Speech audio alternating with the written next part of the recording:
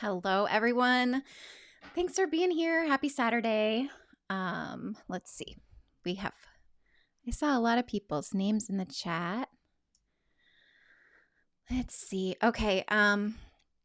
Dawn, Donnie, Jennifer, Jay, Sheila, Gambies. Yes, Psych is short for psychology. We're glad you're here. I'm glad you're here. Denise, Dizzy, Kat, Todd, Tracy K, Carrie, Brooklyn. I'm hoping that I got everybody, I think. Oh, Serena's here. Karen Ferraro, Leonard Amber, CH, Jersey Gin. We're not going to talk about Gypsy's fashion today. That's one thing. I do have we can talk about it all. I do plan to talk about just her future, her past, as well as, some people have brought up some thoughts about her husband.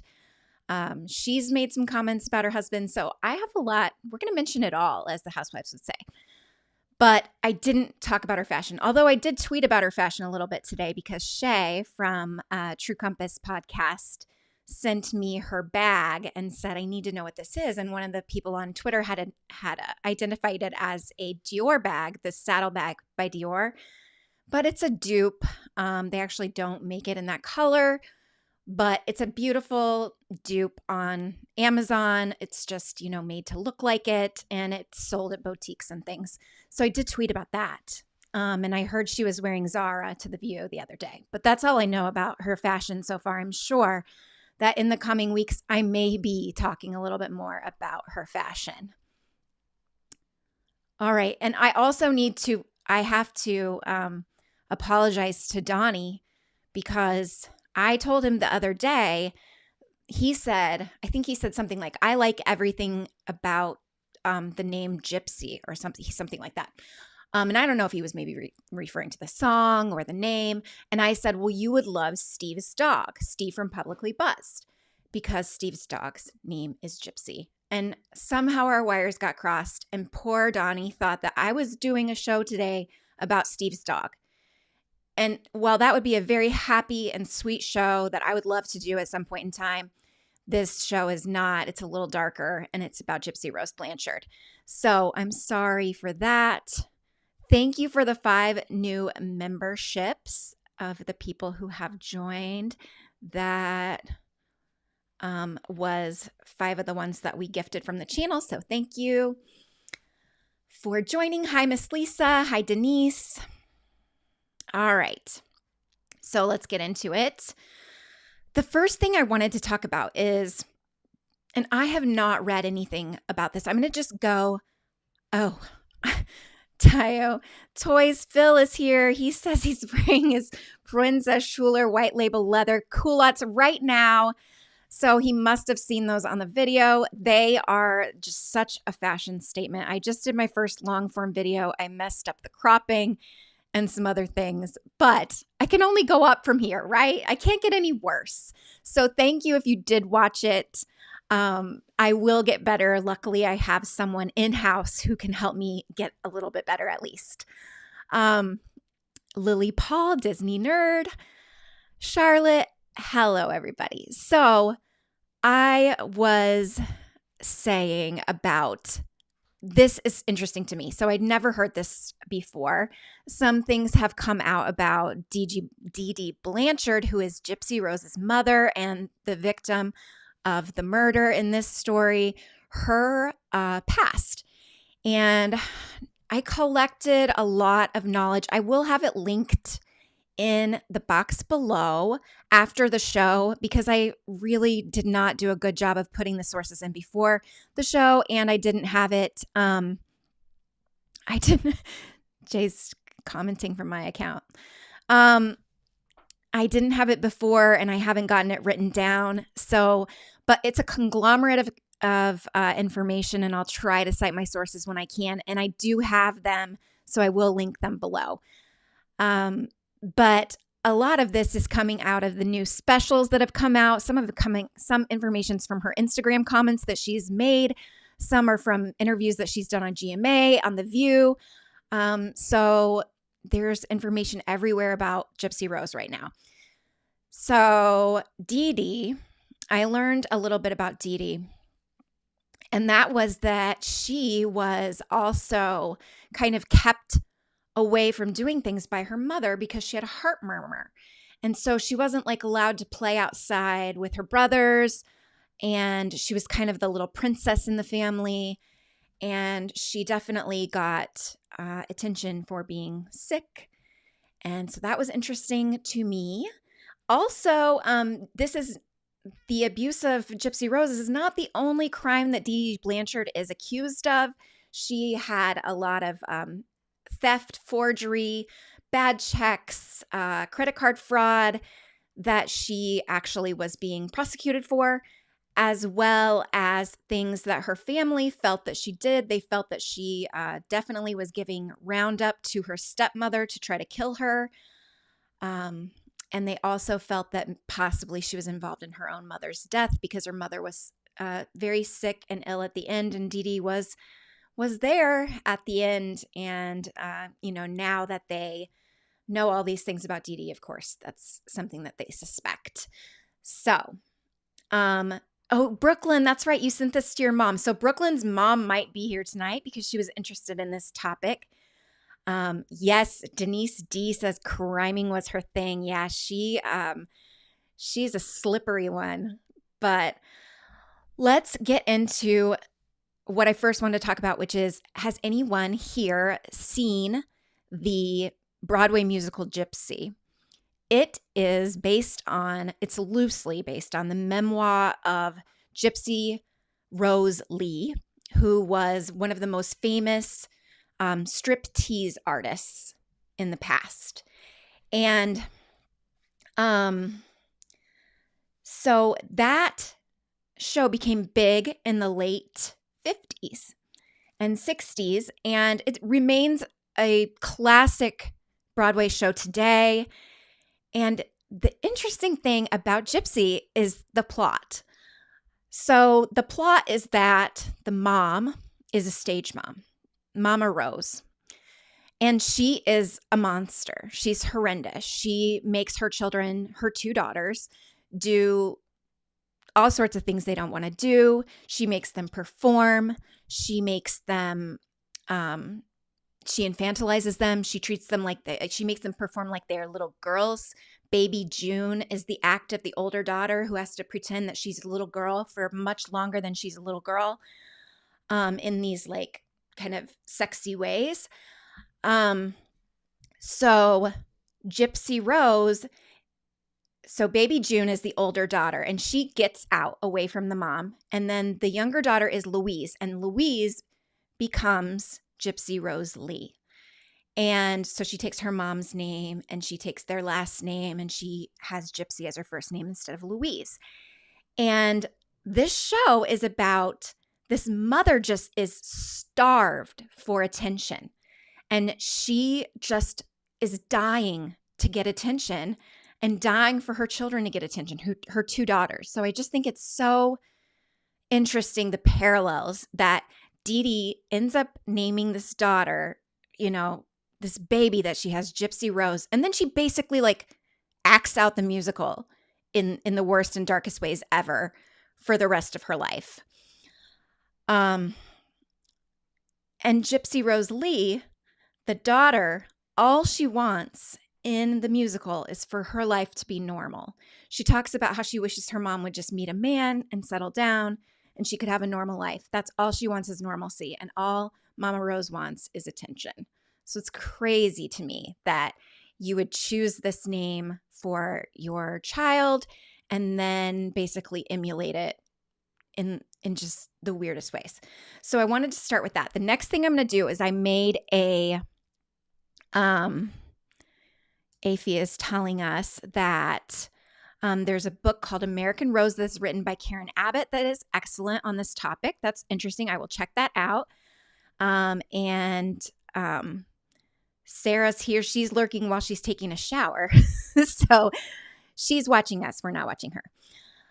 And I was going to move on to the next thing, which is that I created a timeline graphic for this case. And you guys, this was really hard because there are some discrepancies in dates for things because Gypsy was told 2 different dates or 2 to 3 different dates of birth for herself. So a lot of times the only touchstone to what the date is she's like, when I was 16, I had the surgery. Well, does she mean for real 16 or like her mom saying she's 16? So this was not an easy task, but I gave it my best shot. So I'm going to show you that and we're going to work through, because I really don't think you can understand Gypsy and understand this case without really going through this timeline, because it is, I have been a mental health professional, which I didn't say from the outset. I am a mental health professional. If this is the first time you're here, I talk about it more in the box below. You can check out my credentials, etc., and how I stay up to date on all of my qualifications. I am not a psychologist or a psychiatrist, so I don't diagnose and I can't, write you a prescription. So sorry, no drugs from me.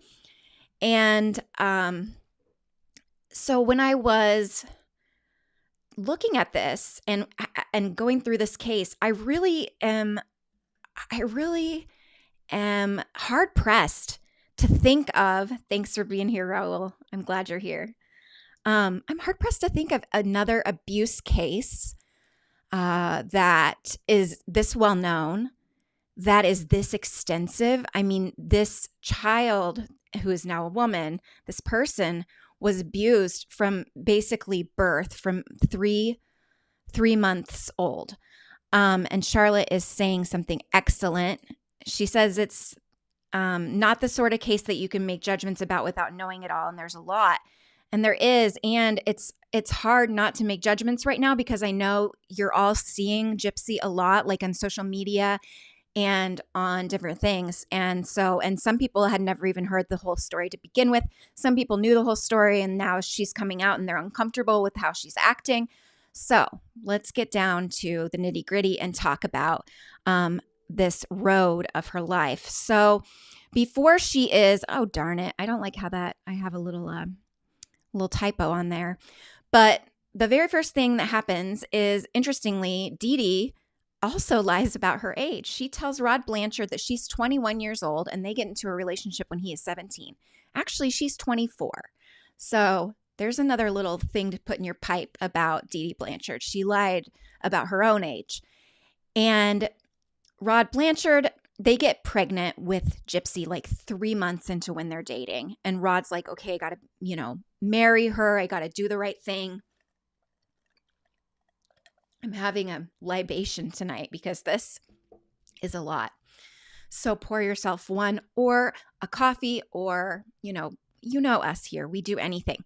And just so Donnie knows that I really am sorry, I'm going to play this for you. Fuck your life. Bing bong. All right. So I forgot that I had that sound effect. But her dad gets married to the mom, but he says he wakes up on his 18th birthday and he's just like, oh my gosh, I'm not in love with this woman. I can't live with her. I can't do this. And so they separate and he still wants to stay in Gypsy Rose's life. He says she was a cute baby. She looked like him. She's born immediately. They can tell a little bit that something's going on with her eyesight because she has one eye that kind of wanders, a lazy eye. And so she is born, and to the reports of Dee Dee, now everything that I say about Gypsy's health in this timeline is all reported by her mom. So there are some things that have been verified by doctors now and by Gypsy and by her stepmom and her dad that say,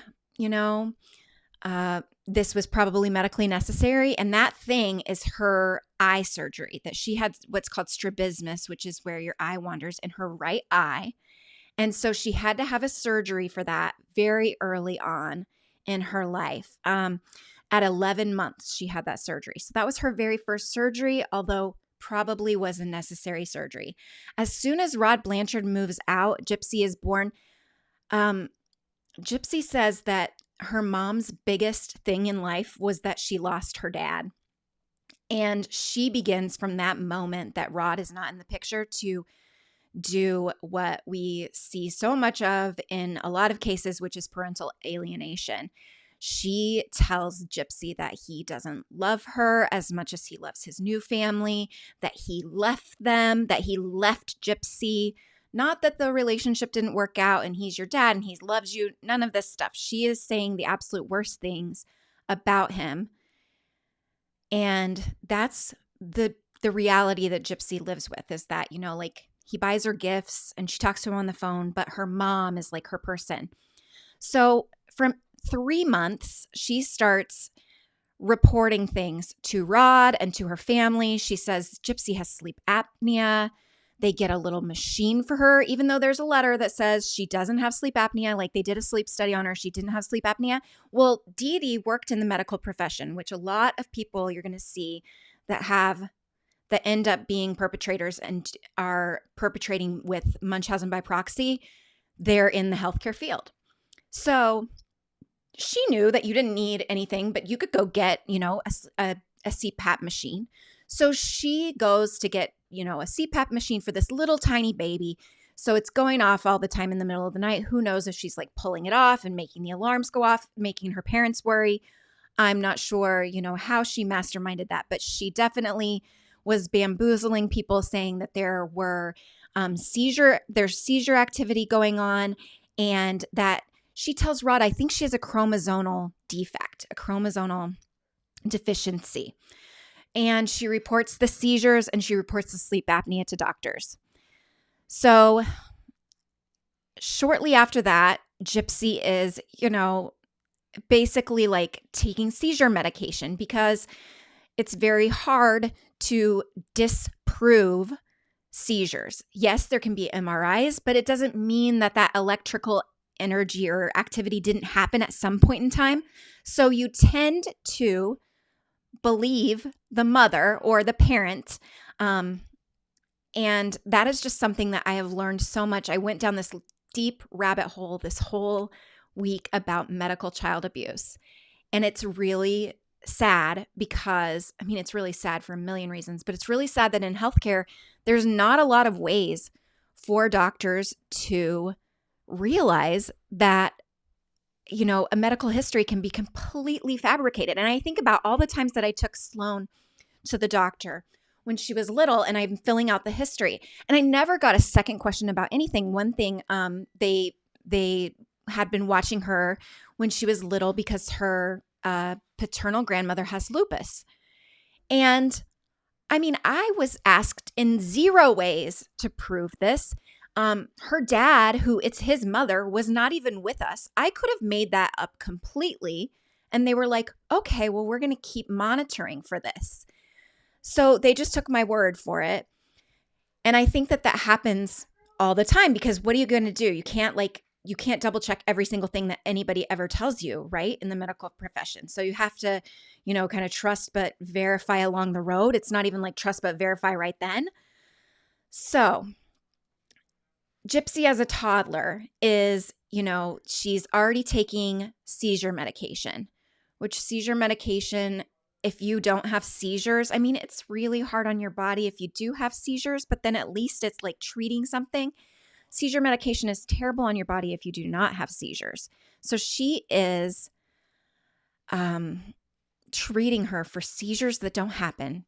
She's making her sleep with a CPAP machine on, even though she doesn't have sleep apnea.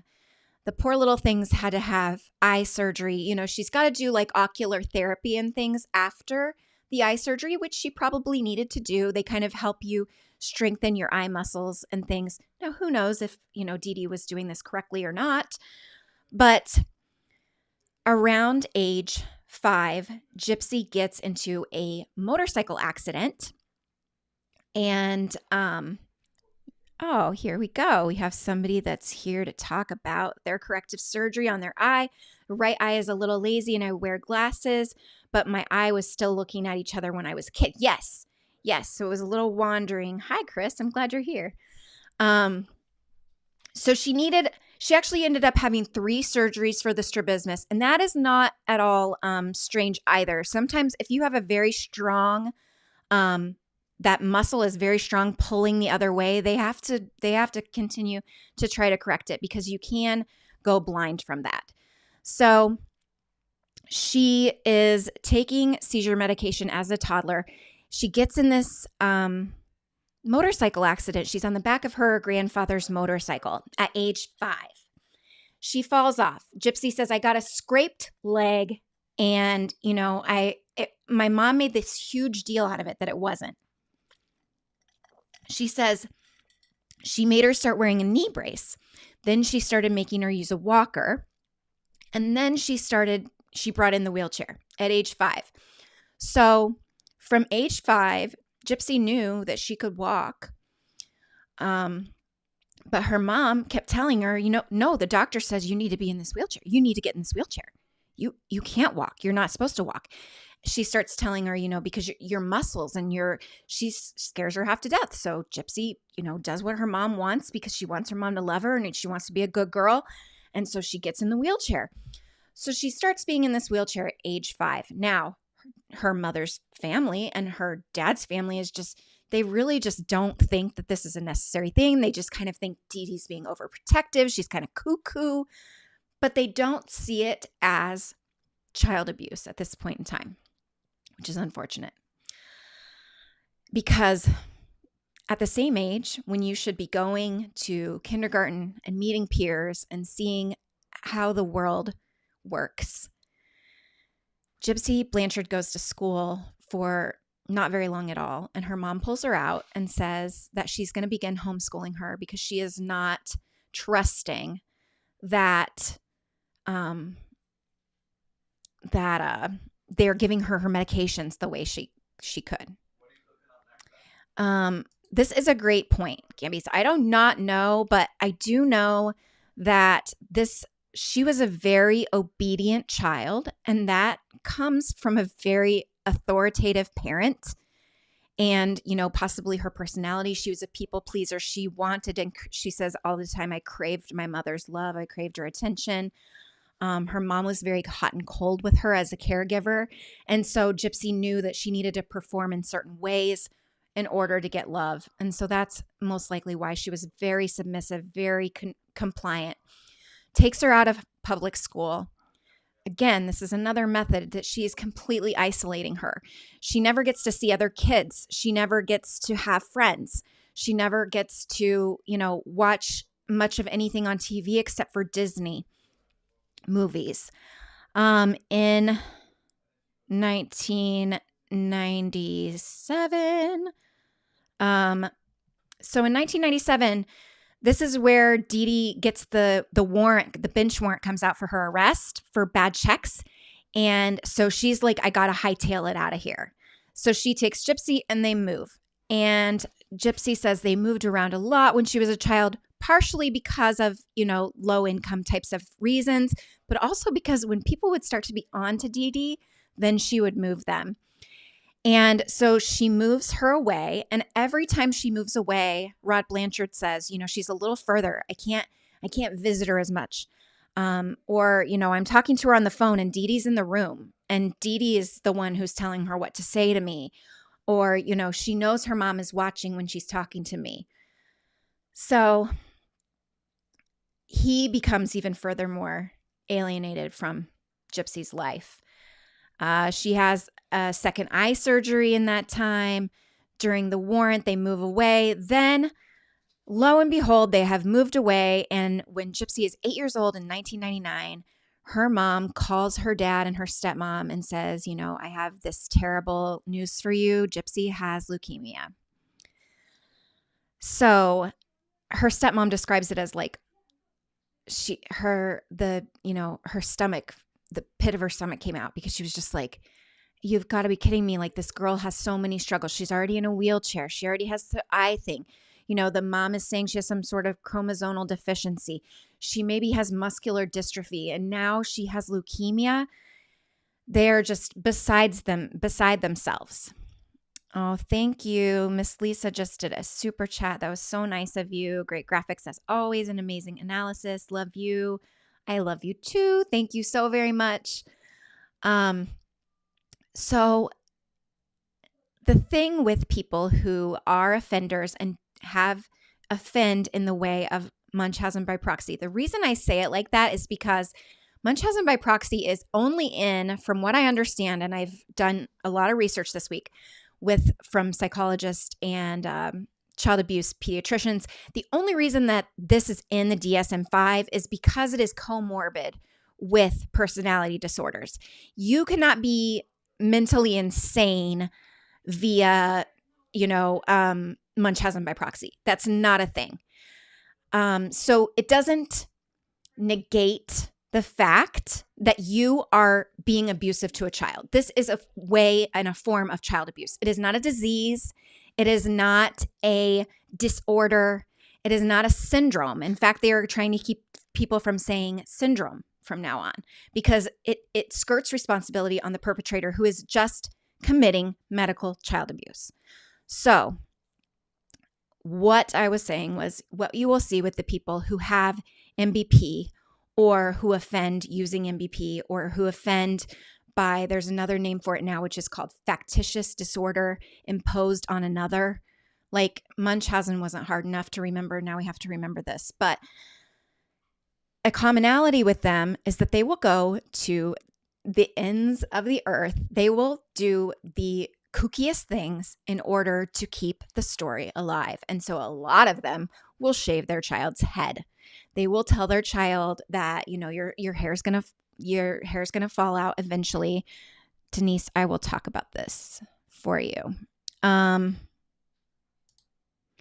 So no, it's definitely not considered a mental illness. It is considered a portion or a part and parcel of a personality disorder. You can have these types of things going on with a personality disorder. The personality disorder is mental health, and it's defined by the DSM-5. But Munchausen by proxy is that you are perpetrating medical child abuse, just like you would be perpetrating, just like there is pedophilia in the DSM-5. It is not something that you can use for a defense, an insanity defense. That's what I wanted to say, because it is not technically by the checks and balances. It's not technically a mental illness. So I found that interesting too. And that is not widely known or talked about.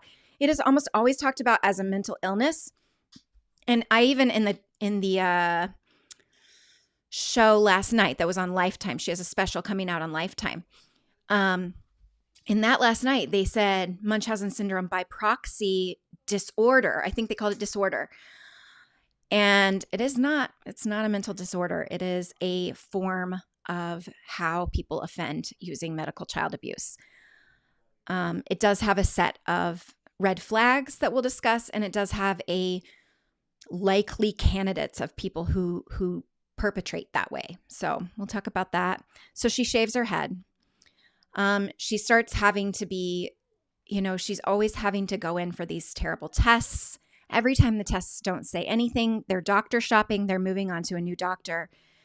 They are moving all over the place. Gypsy is not in school. She has to sit in a wheelchair. She only has her mother.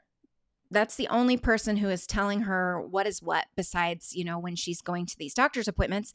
And at the doctor's appointments, she constantly tells Gypsy that, either that Gypsy is dying, she's supposed to be dead soon, or she, is terribly sick. And, her mom knows best. And so her mom should be the one talking about it, and she shouldn't be the one talking about it. And she holds her hand at almost all of the appointments. She says she gives her a little squeeze on her hand or her shoulder if she wants her to be quiet. She has complete and utter control of this person. And Then in 2000, which we see by a lot of MVP people, this happens so often. I could not believe it. I was going through all these cases of medical child abuse almost like 99% of the time, and almost 100% of the time they're pushing for it if they don't get it. A medical child abuser wants a feeding tube for their child. And for some reason, feeding tubes must be semi-easy to get for your child. I guess you can just basically tell the doctor that, they're unable to swallow, they're afraid of eating, etc. And then, if you're starving them and they're not gaining weight or they're a very small child, it's pretty easy to say they need this feeding tube. The reason they want a feeding tube is because that gives them almost complete control over the child's health, because they can add things in. They can now starve their child. They can poison their child easily. They can pull things out of the child. It is just monstrous to think of. But in so many of these cases that I've researched, it's like they get the feeding tube and then things are going to go downhill from there for sure. So she gets a feeding tube inserted in 2000, and she gets a third eye surgery. And then shortly after she gets this feeding tube inserted, Dee Dee gets in a car accident, and it's actually pretty bad. And so Dee Dee has to stay in the hospital for a while. And while Dee Dee's in the hospital, her parents, or actually her mother, I believe, is passed at this point, but it's her father, takes care of Gypsy Rose. And although she has a feeding tube, this family is just like, no, she can eat food with us at the table. So she gains weight, she gets better, which is a typical thing that you test with for Munchausen by proxy, is that you do a separation test. And if the child starts to get better or improve in any way while they're away from their mother, then it's pretty clear that the mother is causing the illness or causing the child to feel terrible. So Gypsy gains weight. Unfortunately, it's not a safe relationship to her. Because she has alleged in her newest allegation last night's show on Lifetime was that her grandfather sexually abused her. Yes, I agree, Raul. There should be more effective protocols in place before authorizing a feeding tube. Yeah, it's because of how vulnerable it makes that person. There absolutely should be, because you now have like a port into the inside of their body. So she says that happened with her grandfather. And it's easy for us probably to say that maybe Dee Dee made that up to, ruin the relationship between her and her grandfather. Maybe she's actually malingering in order to get more attention now or to get sympathy. However, they confronted the grandfather on the documentary last night. And so that was interesting. So then I completely believed her, because the grandfather then says the weirdest reply ever, which was that she was touching him at age 4 and he had to tell her to stop. So I am now like, okay, yeah, that allegation seems to be true and disgusting. It's so sad that she was abused on every freaking level from all these people. So many people failed this person. So Dee Dee gets out of the hospital. She gets her back. Katrina hits. And they move away after Katrina. During Katrina, they're in New Orleans and they don't contact anybody for a while. So that becomes this whole oh my God, they're missing. They were fine the entire time. She just chose not to contact Rod or the family because, it's Dee Dee and she wanted the attention of maybe they were killed in Katrina. So 2007 is a terrible time for Gypsy. She says she has her most painful surgery. And how she gets that is that her mom, when she takes her into doctor's appointments, puts a ton of Orajel on her gums. So it numbs her gums and she drools in the doctor's appointments. And so then she complains about drooling. And I'm sure they tried other things. They'll try a scopolamine. I think if my sister, the nurse, is here, she heard that, she's going to be like, that's not how you say that. But it's a patch that goes behind your ear. And a lot of people that have CP will have those patches so that they don't drool. It helps them. Also, another thing that has nasty side effects if you do not actually need it. So they probably tried that at first. And of course, who knows if Dee Dee even put those on her or what. But she kept doing the Oragel. Gypsy keeps drooling. They remove 2 of her salivary glands from the back of her throat. So not only is Gypsy taking a bunch of medication that ruins her teeth, and she definitely could have long-term effects from a lot of these things, but her salivary glands being gone is a huge thing. Your teeth begin rotting very quickly. So she had, I think she only said she only has like, I don't know. It was very few actual teeth left. She has a front denture.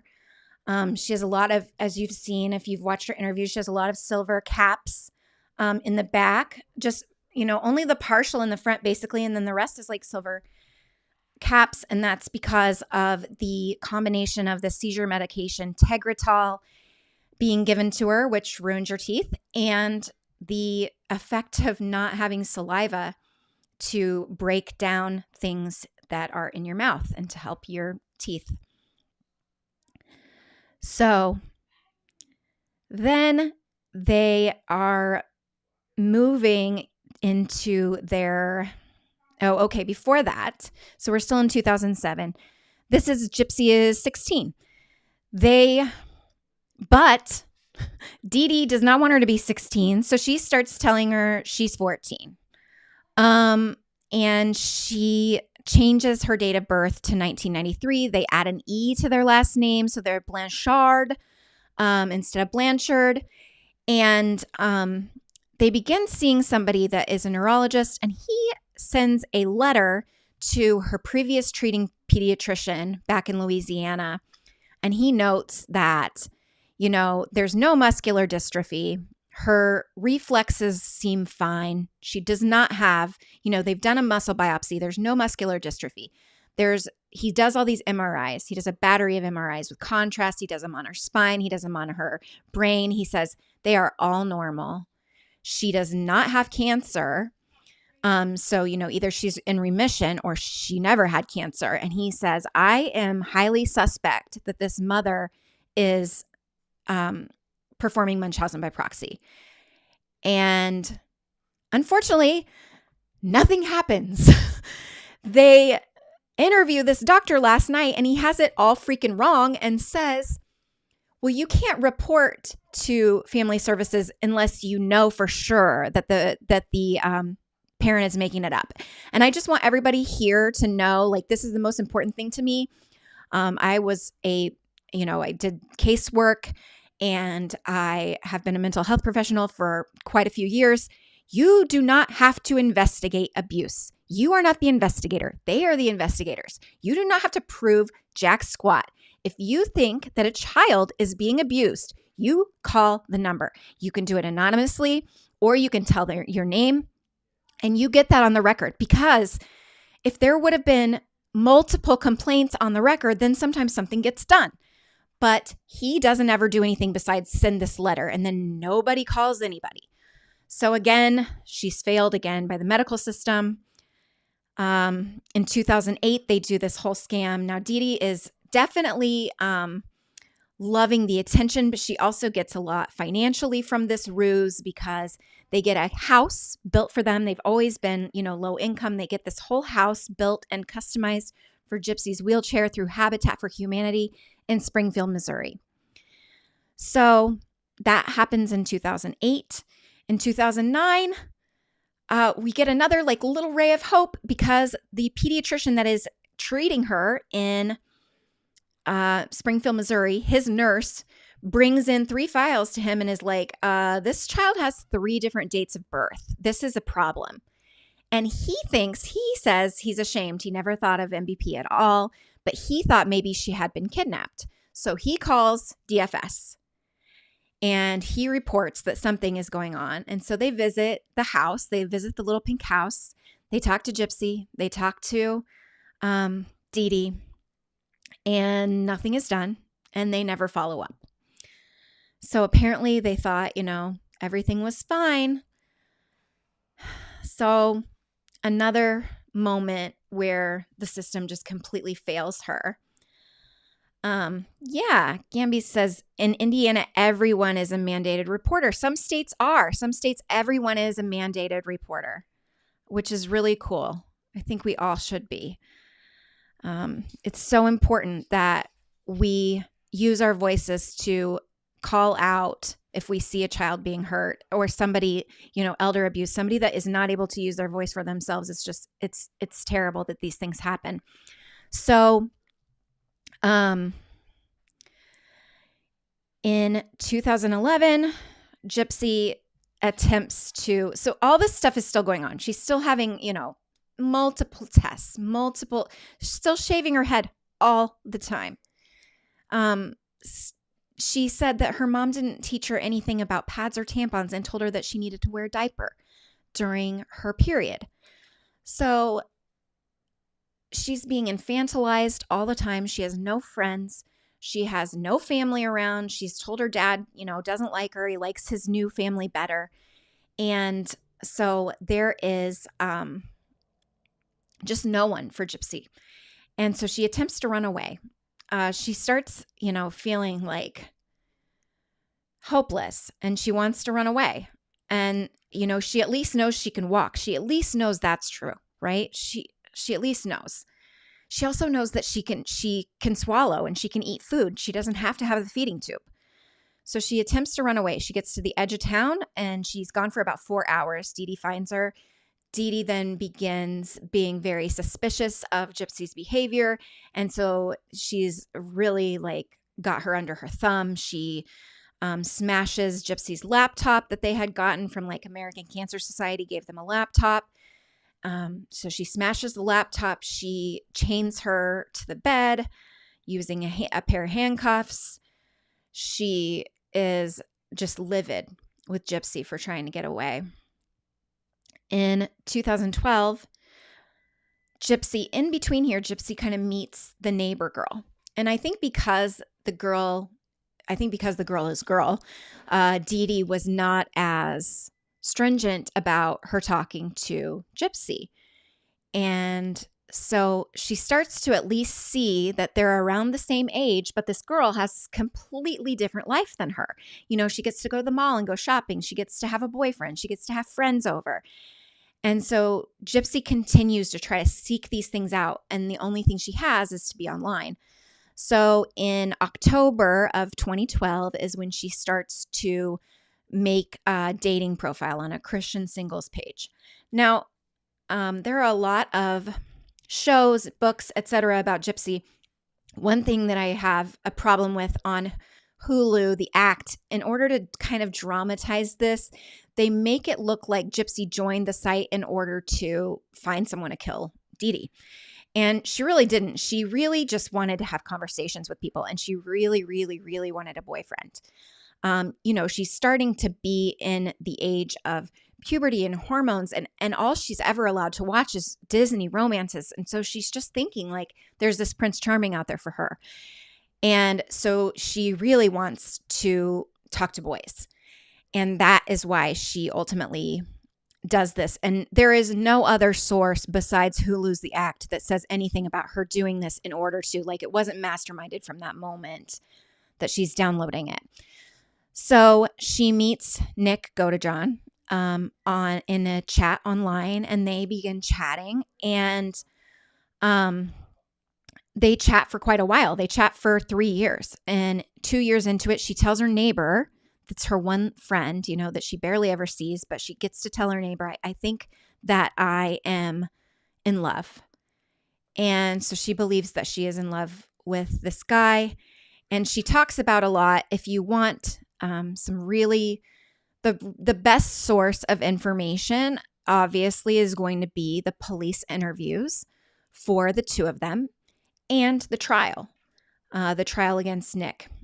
So They meet in person at the movie Cinderella. They try this whole like ruse where they just happen to meet, and they're gonna like, maybe Dee Dee will let her see him.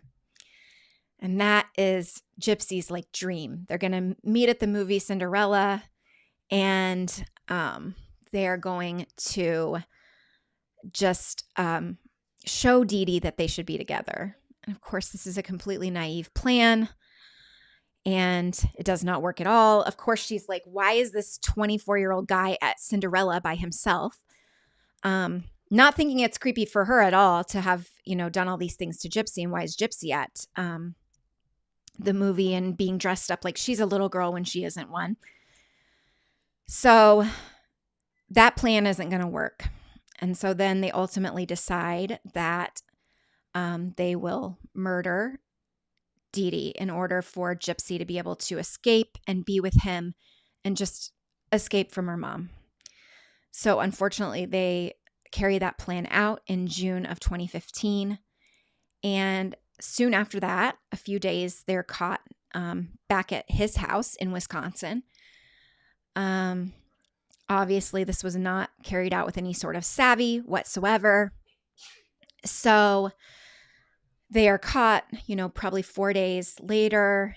And Gypsy, at first, during her first police interview, she's kind of like plays dumb for a little bit. But as soon as the authority figure basically tells her, no, we know what happened and you need to be good and you need to tell us what happened. You need to tell the truth. She does. And she tells what happened and she pleads guilty. She decides to plead guilty. They give her 10 years.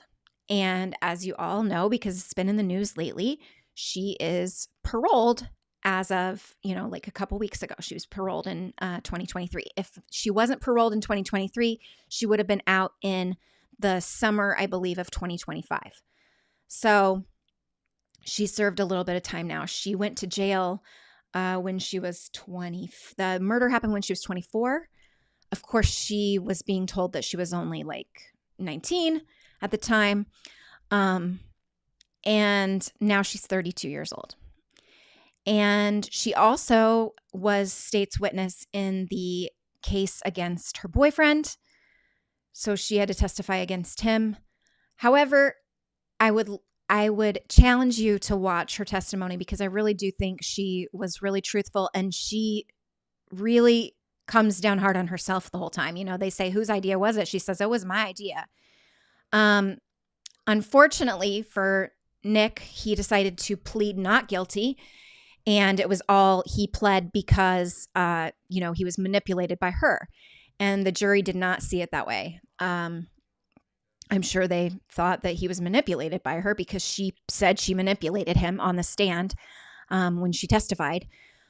But there were other things going on that we'll talk a little bit more about him here in a minute. Actually, I think I'm going to transition to him next. So he is on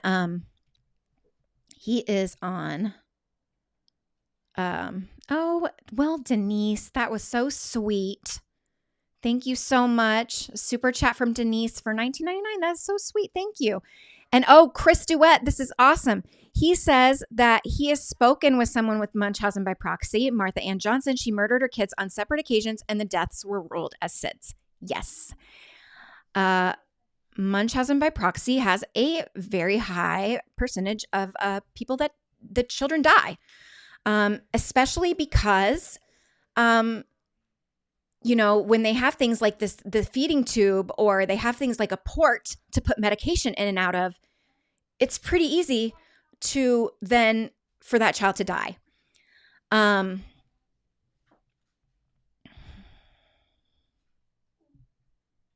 Pussycat, I'm not sure what you're saying. She admits to all those things. She does admit she stole the knife from Walmart. In fact, when she's on the stand, they say, you got the knife at Walmart, and she stops and corrects them and says, no, I stole it.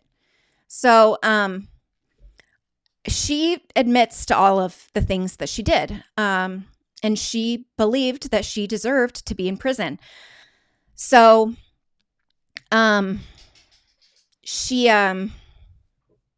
went to prison and was recently paroled. Now, Nick, since he pleaded not guilty, he rolled the dice on that. And I do believe, too, that he was, not, he was not as highly intelligent as Gypsy. But I do think that there are some misnomers about him out in the general atmosphere. And one of those misnomers is that he was a nice guy. The Act by Hulu, again, it's such good acting. I love Patricia Arquette. I mean, I can't diss on it, but I'm telling you that if you want the facts, watch the HBO documentary Mother Dead and Dearest, or Mommy Dead and Dearest. It's much more factual. They portray Nick as this really nice guy that just gets taken in by her, and that he has autism. And he was diagnosed with a form of autism in grade school. As far as we know, that was brought up by the defense. He also was very, very troubled. He was a very troubled person. He didn't have multiple personalities. I don't believe that he had like DID, but he had multiple, oh gosh, what's the word? Like not aliases, but identities that he liked to play act, that he liked to cosplay basically. And one of them was a 500-year-old vampire named Victor. And Victor was the one that wanted to commit murders, and he wanted to commit rapes. And so once, Gypsy said, well, this plan of the Cinderella thing didn't happen. And then she thought maybe if she got pregnant that they could escape together. And he didn't really want to do that. And so she was like, okay, well, then the other thing we could do is kill my mom. And so basically Victor very quickly agreed to that. The 500-year-old vampire, he wanted to do it. And he also they read a lot of his messages. The prosecution read a lot of his messages in court. So if you feel sorry for him, which I do feel sorry for him, I don't think he deserves life in prison. I really don't. However, he did plead not guilty, and that's what the jury decided. And so, unfortunately, that's what occurred. However, hopefully, maybe he'll be able to have some sort of appeal because of his mental capacity. But the messages and the fact that he had a prior indecent exposure, he had a prior sex crime against him, did not help him out. And that was 2 years before the murder. He was in a McDonald's, and he was watching inappropriate things on his phone in front of children, and he was pleasuring himself in the McDonald's for many hours. So that happened. And also, it did not help that he stabbed her 17 times. It wasn't like there was a lot of hesitation in the killing. And so I think that did not help his case either. And it also just didn't help that he didn't take a plea. But I wanted to talk a little bit about that and about the act. And also because she gets asked on every single interview. And I just want you to put yourself in her shoes for a minute, and not even the part where you've been abused for 24 freaking years. And put yourself in her shoes that you just got out, like you went to prison. She is not allowed to have any sort of contact with him whatsoever, according to the state law, because they were co-conspirators in crime. And everybody asks her about him. Like, don't you feel so bad? There is nothing she can do to change his sentence. There is nothing that she can do except basically beat herself up for the rest of her life, which she already says, I have regrets. That's another myth that's out there about her, or a misnomer, that she hasn't ever said that she's sorry. She says for the first couple of years in prison, she really didn't miss her mom, and she really wasn't sorry. And then it hit her that, she always knew cognitively that it was wrong, but she thought of it as self-defense for a long time. And now she does not think of it that way. She thinks it is regretful to her. She said it's every single day. Her deepest regret is that her mother is not alive. She said, my mother should have gone to prison. She should have been where I am. She should not be dead. And that's absolutely true. So I want to go over that on Nick because there's a lot of questions about that. And I just feel like I feel so bad for her every time the question comes up because it's awkward. It's like, what am I supposed to say or do? You know, she can either like say, I don't know. I mean, she already threw herself under the bus at the trial. If you watch her testimony, she completely throws herself under the bus. She says, I was the one who did, you know, all the things.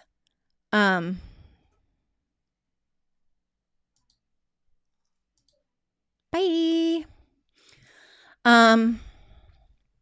So it's okay, guys. It was much more fun without Pussycat. So they're gone. The next thing I was going to talk about. No, I didn't. What? Oh my gosh. Fuck your life. Bing bong.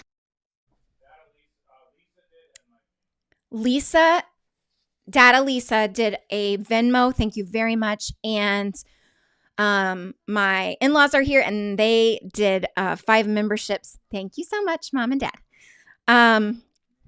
So now I got my stuff out on that. I got my stuff out on Nick. And and when I say that, I'm not saying that in a callous way whatsoever. I do think that he has a lot of problems, and I think that he definitely needs to be in a place where he can be rehabilitated. I do not think that he deserves life without parole.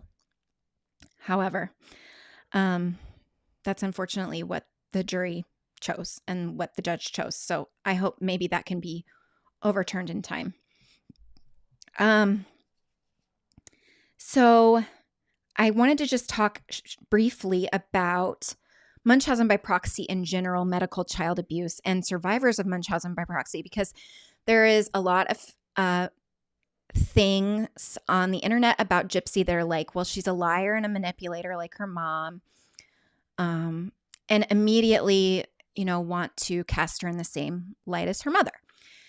Now, yes, she says, I was always made to perform. I was always made to lie. I was always, you know, stretching the truth.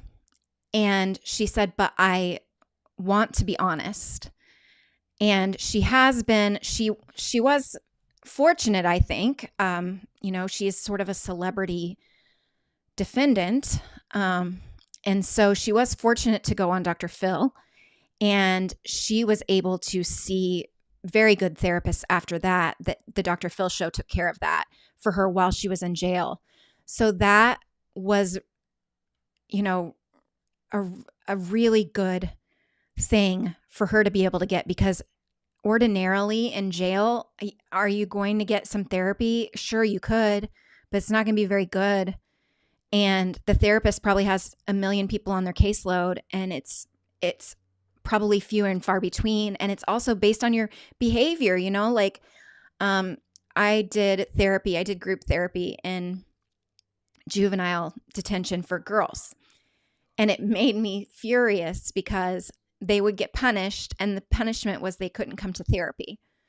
And I was like, wait, what? Like, they did something wrong so they can't come to group therapy? Like, that is so backwards. Why are we doing that? So, and it would be just like, God, it's juvenile detention. So it would be the dumbest freaking things, you know, like, oh, so-and-so took somebody's scrunchie and wouldn't give it back, and they got into a skirmish or a fight or whatever. And I was like, oh my God, are you kidding me? So I don't think jail, and I don't think that this is a controversial statement at all, jail is not where you rehabilitate in the United States unless you are actively trying your best. And I think the most interesting thing that I've seen from her interviews post her getting out is that she said that her best memory in her entire life was the first day that she was in jail, because they took her out to where there were picnic tables in the yard, and there were other women sitting and having their lunch, and she was like, "Oh my God, I'm free. I can talk to any of these people that I want to. I can make a friend if I want to. I can read a book if I want to. I can go online if I want to."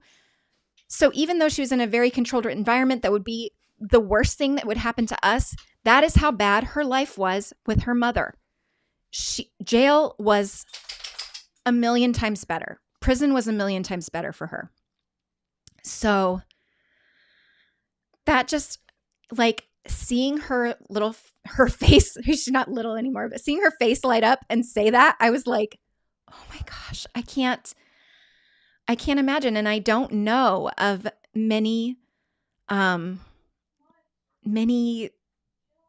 cases that I can think of where a person was controlled to this level, because a lot of abuse victims do at least get to go to school, or do at least like encounter other people in the world. She really had no one except her captor. It was more like a hostage situation than it was a mother-child relationship, an abusive mother situation.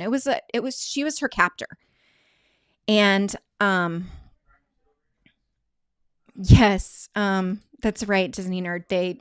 The people at the jail said that she gained weight in the first month of prison.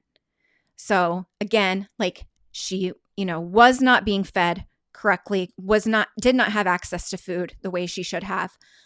And Dad, Lisa, I agree completely. Rehab and punishment are two very separate concepts. And I do commend the way that she has talked about her time in jail, because she said, what I wanted when I went in was I wanted to spend every single day becoming a better person and just learning about myself. And she got her GED when she was in there, and she got, she got therapy while she was in there. And she was so happy that she had a janitorial job. She had never had a job or any sort of responsibility before. And she said she loved her cleaning job. So just the way that, she says that, it's exactly what Raul says here. To find your freedom in prison shows the horror that you have gone through. I can't. It gives me chills. It makes me sick. Yes, she was able to pursue education behind bars. She has her GED. She got that. And then she started taking college classes as well. She loved going to the library at the prison. She said that was her favorite place to go. She loved checking out books. She found friendships in there.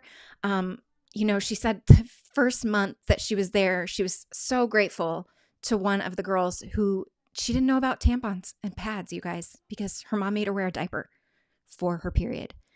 And so she was so grateful because one of the inmates showed her how to use a tampon.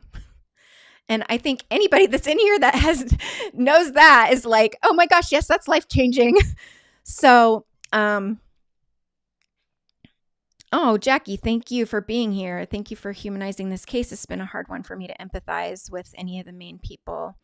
Her mother was sick and it was abuse, but she deserved justice, not death. Absolutely. And I think Gypsy is the first person to, she said that in every single, that should not have happened. I did the wrong thing.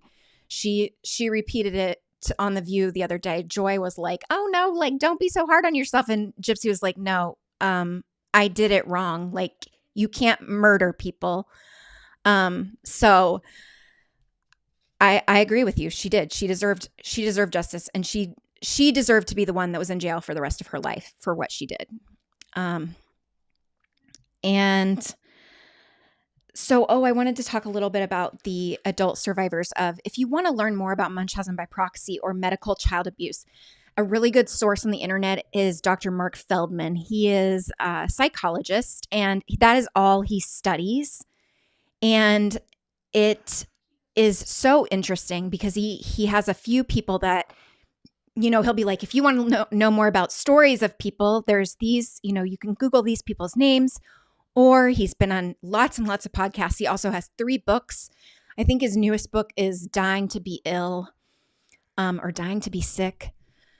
And so he is an excellent resource. That is all of his research is about it.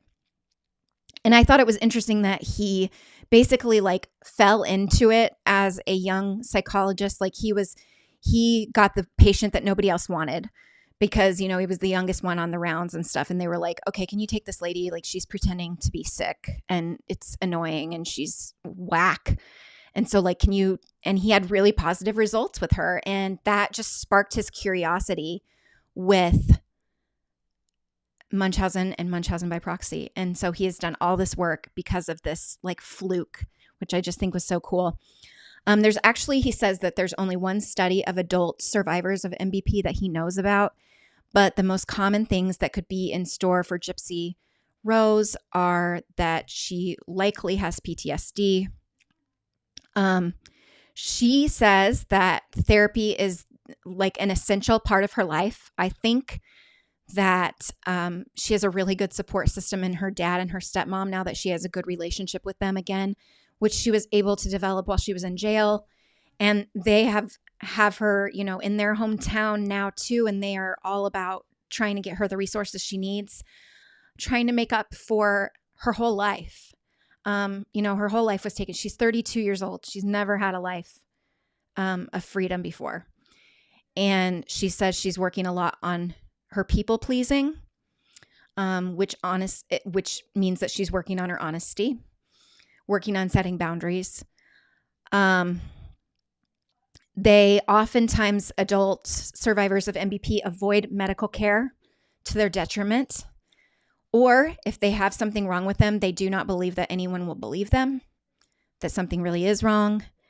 And there are a handful of them that become factitious disorder patients themselves. So they continue to believe that they're sick, either in the way that, their parent convinced them they were, or they, come up with some other type of disorder. He did not have any indicators of them doing that to their child. Now, of course, there's only one study, and the people that are in it are not that old, because this is a relatively new phenomenon that is being studied ever since, I believe, the 70s. So it's not, and it's said to be very rare. However, what he says and what his colleagues say is it's actually not that rare. It's just as rare as any other type of child abuse.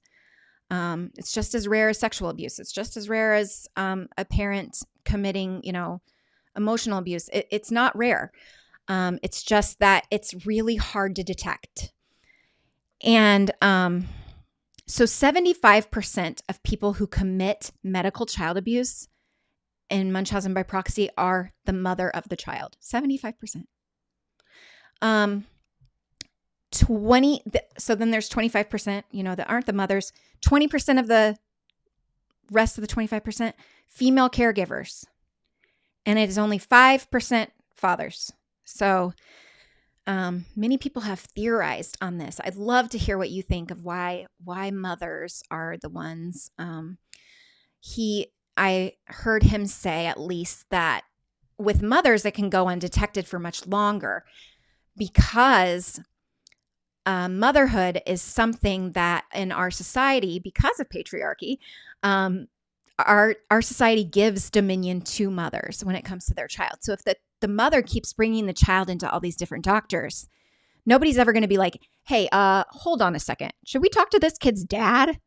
Nobody says that, it doesn't happen. But if, a male, so this 5% of fathers that are maybe committing medical child abuse, if they were always the one bringing a child in, that would raise the red flag to a medical staff person to be like, where's the mom? We need to know. We need the mom to weigh in on this. So that's one of the things that Mark Feldman theorizes. Another thing that I've heard theorized about by a woman who has a podcast about medical child abuse. Her sister is accused of having Munchausen by proxy. And the podcast is called No One Should Believe Me.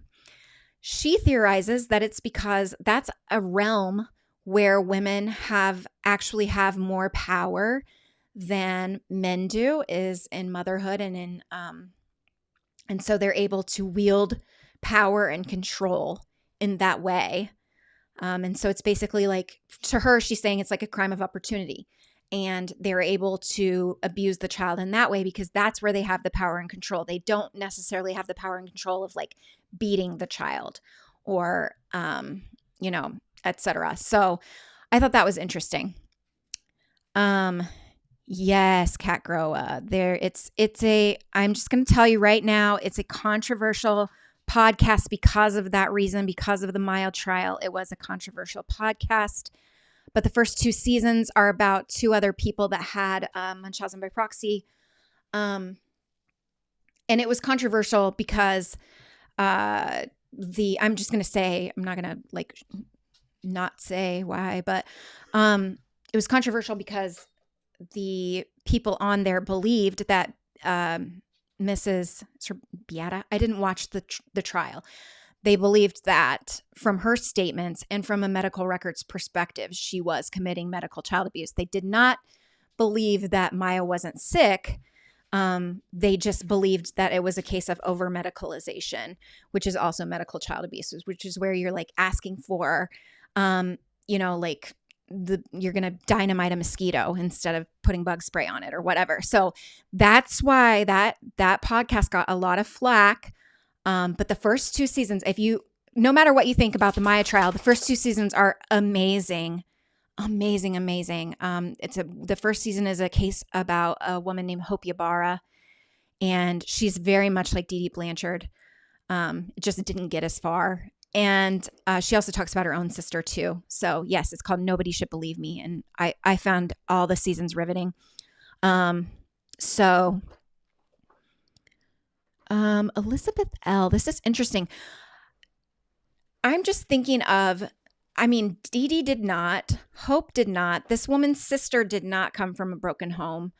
So I don't know, but that's only 3 cases that I can think of. So I'm not sure, but I don't know if that has a lot, but they do seem to, yeah. CH, this is a great point. So do you find if any of the cases started innocently, like natural worry about your child to become hypervigilant to then disconnected? So that's the thing when they're trying to figure out medical child abuse that they have to determine is this parent just an anxious parent? And they're like over medicalizing their child because they're anxious, like almost probably every mother did on their very first child. Like I was afraid to, I don't know if you guys had this, but like I was afraid to like put her in her sleepers and stuff because I thought I was going to like pick her up and break her arm. I thought like I was going to drop her in the bathtub, even though I'm completely holding on to her. I would have all these intrusive thoughts like I'm going to drown her. And even though I'm holding on to her. So I would have this very high anxiety. And they say, like that happens to lots of mothers. And then they may start to over medicalize the child, like taking them to appointments for every single sniffle and etc. So they do need to determine if this is just an anxious parent, if this parent is psychotic. That's not Munchausen by proxy. Like Andrea Yates, that's not a case of Munchausen by proxy. That is a case of a mother being psychotic. If you believe that a demon lives inside your child, then obviously you have psychosis, you have some other problems going on. But if you are using your child for intrinsic benefits for yourself, which are attention, sympathy, feeling good, and like the martyr, feeling good about yourself, feeling like you're the best mom, you're unflappable, you can get through anything, like it's you and your child against the world. This also comes up. A lot of the parents that are doing this are very enmeshed with their child, which that's difficult to talk about too, because, you can be enmeshed with your child if you have a sick child. Like that pretty much happens. And it's not because you're a bad parent. It's because probably if you're the mom, you're the one that is sitting in the hospital with, my sister was sick growing up. So she had asthma growing up. My mom and her were very enmeshed. My brother and I are not enmeshed with my mother, but my sister was, because my mom was the one that was right next to her every night in the hospital and every single, ambulance trip and every single thing that ever happened with her. It forged their enmeshment.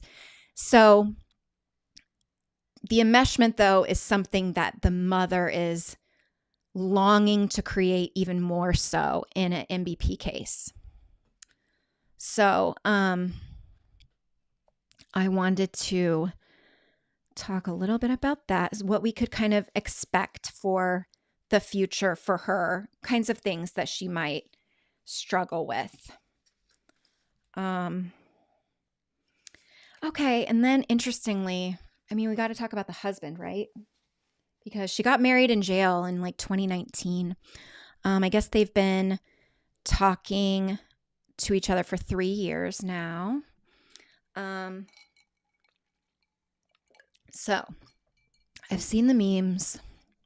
Like, I've seen the things where they're like, you guys, her husband looks just like her mother or whatever. Thank you for your likes. I see the likes going up. I just got a dislike too. Thank you for engaging with my content. I really appreciate it. So I've seen the things about that. I hope, as just like Raul says, I really hope his intentions are genuine. I hope so too. I really hope so. There are theories in psychology that some people, believe in that. Well, obviously if your husband or your spouse looks like your parent, they say that's somewhat Freudian, like the Oedipus and the Electra complex and that types of things. But another theory that talks a lot about how you relate in relationships, in romantic relationships, due to your involvement with your parents is attachment theory. And so probably everybody who's taken a psychology class has heard about attachment theory. It's pretty it's not an out there theory. You've probably heard of it. I'm going to put up the little graphic. I did not make this one. Sorry, it's kind of busy now without that. Okay, there we go. All right, so the attachment theory, and this says mother-child attachment theory. It does not have to be a mom and a child. It's usually caregiver and a child. It could be, but a child typically does attach first to one parent and then is able, as they develop, to attach more fully to more than one person. So if you have a secure attachment, then that means that, your mom was sensitive to your needs. She was consistent. She was supportive. We'll say parent instead of mother. They were direct and they made you feel safe. That means you have a secure attachment to your parents. An avoidant attachment would be that your parent is distant. They're not active with you. They're dismissive. They're very critical. They're irritable and they're quick to punish you. That's an avoidant. That can cause an avoidant attachment. So, and what happens with that is when you have romantic partners, you often feel rejected. You may suffer from emotional isolation and you feel stressed and scared. If you have ambivalent attachment, which this used to be called anxious attachment, sometimes now it's called anxious ambivalent attachment. So it's that, I don't know why the terminology changed around that, but if you see that, that's where that came from. So ambivalent attachment is that the parent is inconsistent, like Gypsy Rose describes of her mother. She's hot and cold. They're often indifferent. She also says that if she was mad at her, she would ignore her, but yet she would give a whole bunch of affection to the cat in front of Gypsy.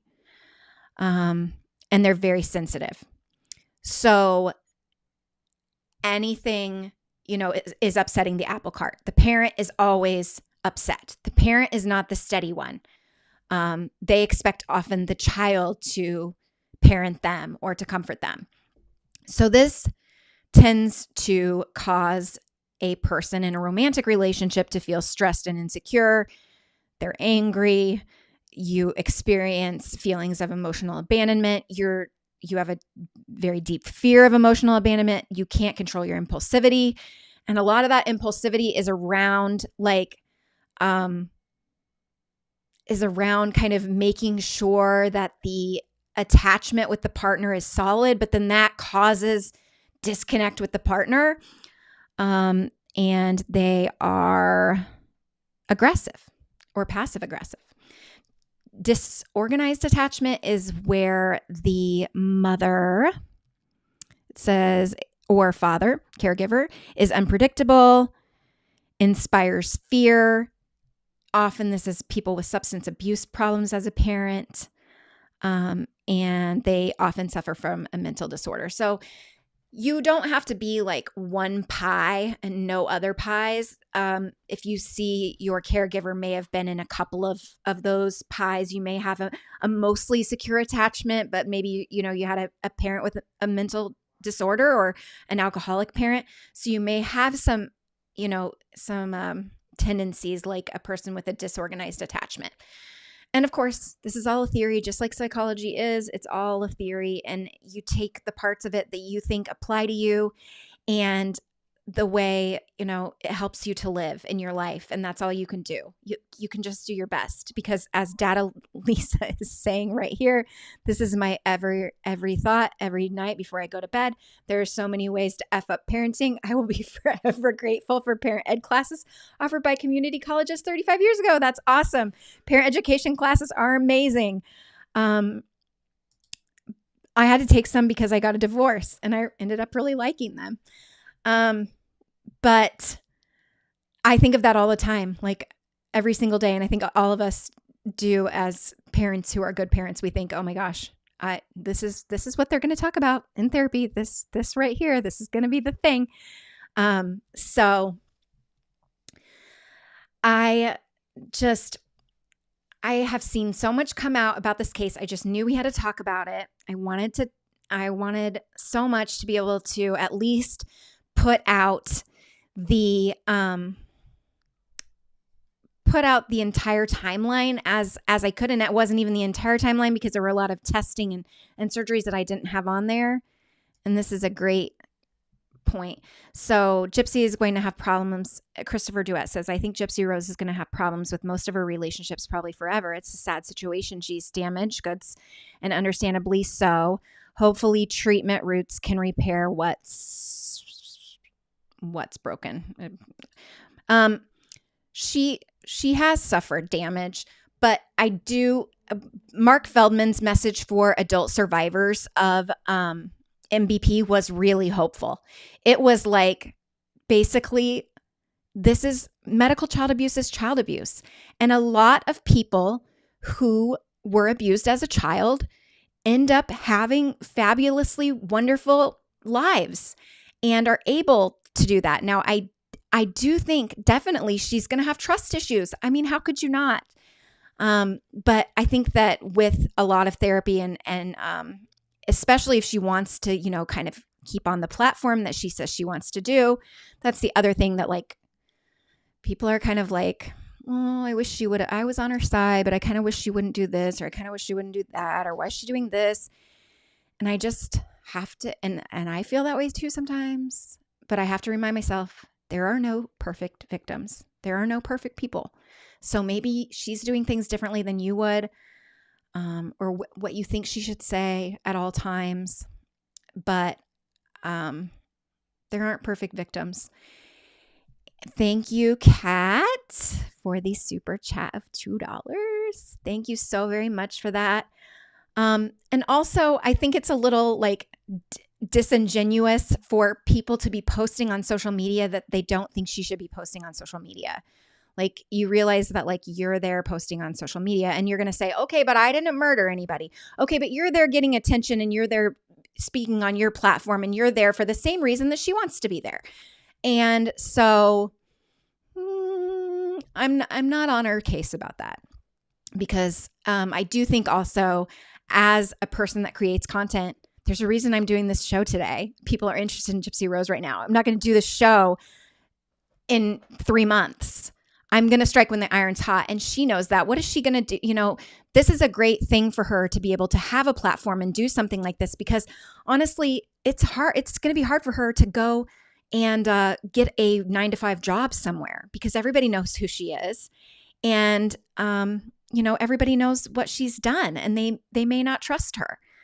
And it is hard for any post conviction for somebody to get a job. So I don't fault her for that. All right. Thank you, Jennifer J, for the super sticker. You guys are so awesome. I love spending Saturday evening with you all. It is so fun. I just told Jay the other day that or just like right before the show, that I really like Saturdays, because it's kind of like we can just hang out together, and I don't have to worry that I'm going to like go into somebody else's time, or that I have any place to be or take Sloan to. So I really, really appreciate you spending your time with me today. Thank you so very much. Murder Church is on, I believe, for the morning. So if you're not following the Buzzed Boys, follow Publicly Buzzed and show up for Murder Church in the morning. You can wear whatever you want. We're talking about Dr. Jack Kevorkian in Murder Church. And we have the best conversations, the most philosophical conversations on a Sunday morning that you could ever have. You know, we talk a lot about end of life things. We talk a lot about sickness, illness, taking care of our parents. It really is a great time in the chat. And we also know how to have fun. So join us there in the morning. And thank you for subscribing, for sharing, for liking. And thank you for being here. And that's all I have. Have a great night.